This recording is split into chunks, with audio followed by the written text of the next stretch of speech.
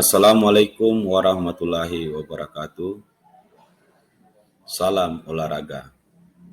Perkenalkan, nama saya Muhammad Faisal Sobir SPD, Guru PJOK SDN 4 Banawa. Bahan ajar pola perilaku hidup sehat, yang dimana materinya tentang menjaga kebersihan dan kesehatan alat reproduksi. Sebelum masuk kepada materi, saya terlebih dahulu berbagi motivasi kepada peserta didik. Jika kita sehat, kita punya tenaga lebih untuk menghadapi tantangan. Pastinya bisa lebih lama hidup bersama orang-orang tersayang.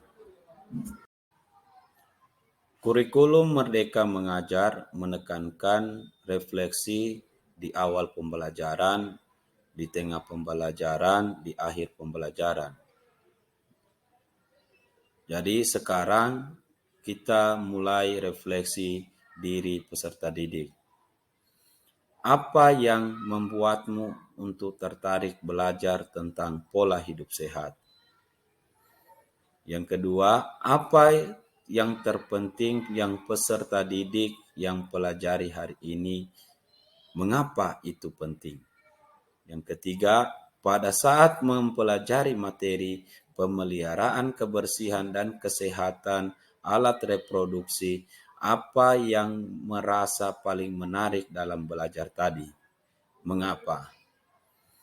Yang keempat, apakah yang dilakukan peserta didik sudah mencapai tujuan belajarmu tentang pemeliharaan kebersihan dan kesehatan alat reproduksi? Yang kelima, ide apakah peserta didik dapatkan setelah belajar pemeliharaan kebersihan dan kesehatan alat reproduksi?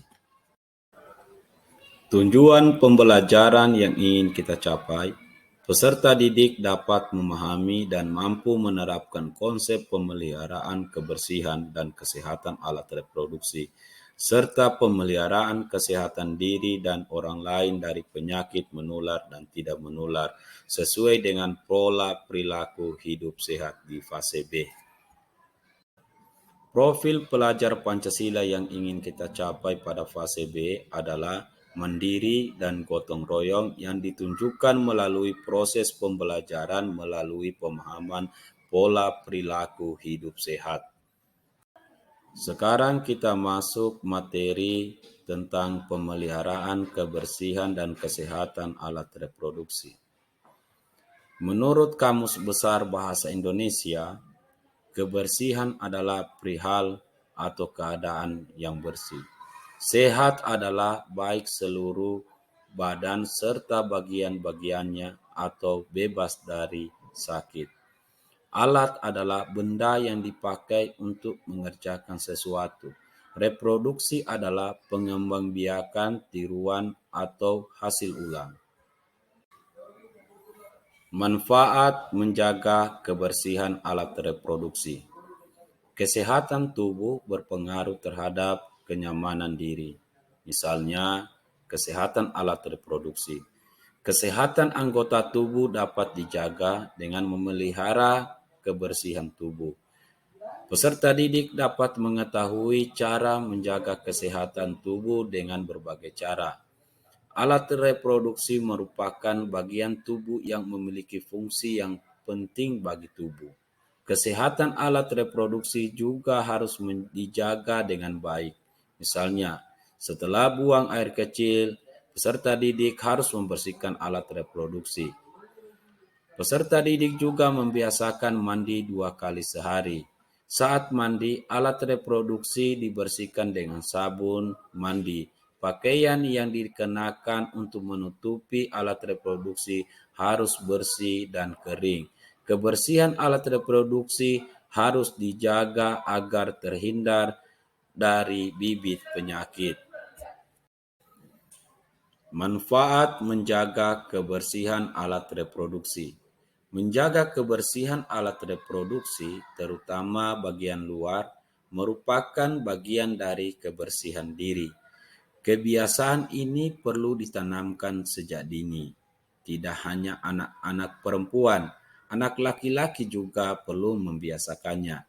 Penyakit dapat timbul akibat kebersihan di sekitar bagian alat reproduksi tidak terjaga. Jika terbiasa membersihkan alat reproduksi, peserta didik memperoleh banyak manfaat. Apa saja manfaat menjaga kebersihan alat reproduksi? Yang pertama, kulit di sekitar alat reproduksi selalu sehat dan bebas dari bau tidak sedap. Yang kedua, aktivitas buang air kecil dan buang air besar tidak terganggu. Yang ketiga, terhindar dari berbagai penyakit. Yang keempat, dapat beraktivitas sehari-hari dengan nyaman. Perilaku dalam memelihara kebersihan alat reproduksi. Peserta didik mengetahui cara menjaga kebersihan bagian tubuh. Begitu pula dalam menjaga kebersihan alat reproduksi. Membiasakan kebersihan alat reproduksi menjadikan tubuh selalu sehat. Tangan biasanya digunakan menyentuh benda, dapat jadi benda yang disentuh atau dipegang kotor. Setelah buang air, peserta didik perlu mencuci tangan terlebih dahulu. Jika tidak dicuci, tangannya menjadi tempat kuman berkembang biak. Gunakan sabun ketika mencuci tangan. Cara memelihara kebersihan alat reproduksi dengan cara pertama mencuci tangan. Kesehatan reproduksi adalah keadaan sejahtera fisik, mental, dan sosial secara utuh terkait fungsi, peran, dan sistem reproduksi. Kondisi sehat tidak berarti bebas dari penyakit atau cacat, tetapi sehat secara mental dan sosial kultural. Untuk mencapai derajat sehat, peserta didik harus memelihara kebersihan alat reproduksi. 2. Membersihkan diri setelah buang air. Setelah buang air, jangan lupa membersihkan diri. Bilaslah anggota tubuh menggunakan air bersih yang mengalir.